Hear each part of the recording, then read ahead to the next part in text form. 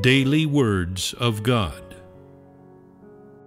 When it comes to the word judgment, you will think of the words that Jehovah spoke to all the places, and the words of rebuke that Jesus spoke to the Pharisees. For all their severity, these words are not God's judgment of man, only words spoken by God within different environments, that is, different settings. These words are unlike the words spoken by Christ as he judges man in the last days. In the last days, Christ uses a variety of truths to teach man, expose the essence of man, and dissect his words and deeds. These words comprise various truths, such as man's duty, how man should obey God, how man should be loyal to God, how man ought to live out the normal humanity, as well as the wisdom and the disposition of God, and so on. These words are all directed at the essence of man and his corrupt disposition. In particular, those words that expose how man spurns God are spoken in regard to how man is an embodiment of Satan and an enemy force against God. In undertaking his work of judgment, God does not simply make clear the nature of man with just a few words. He exposes, deals with, and prunes it over the long term. These methods of exposure, dealing, and pruning cannot be substituted with ordinary words, but with the truth that man does not possess at all. Only methods of this kind are deemed judgment.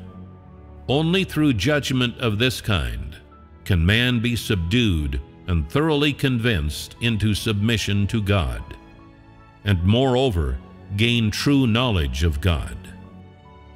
What the work of judgment brings about is man's understanding of the true face of God and the truth about his own rebelliousness. The work of judgment allows man to gain much understanding of the will of God, of the purpose of God's work, and of the mysteries that are incomprehensible to him. It also allows man to recognize and know his corrupt substance and the roots of his corruption, as well as to discover the ugliness of man. These effects are all brought about by the work of judgment, for the substance of this work is actually the work of opening up the truth, the way, and the life of God to all those who have faith in him. This work is the work of judgment done by God. If you do not regard these truths with importance and constantly think of avoiding them or of finding a new way out apart from them, then I say you are a grievous sinner.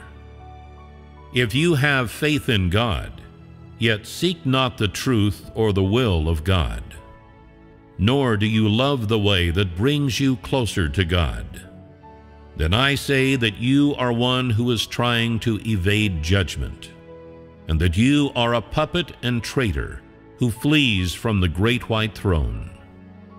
God will not spare any of the rebellious that escape from under his eyes. Such men shall receive even more severe punishment. Those who come before God to be judged, and have moreover been purified, shall forever live in the kingdom of God. Of course, this is something that lies in the future.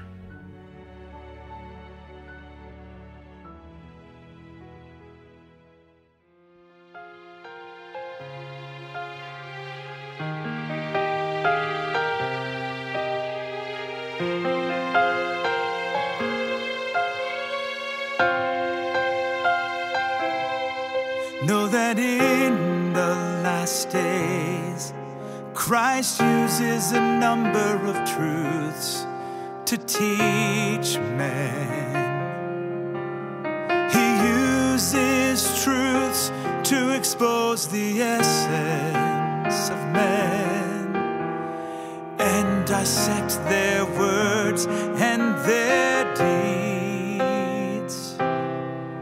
Christ's words comprise various truths about man's duty, how to be loyal to God, obey God, live out normal humanity, God's wisdom, disposition, and more. These words are all directed at man's essence and corruption. Those words that show how man rejects God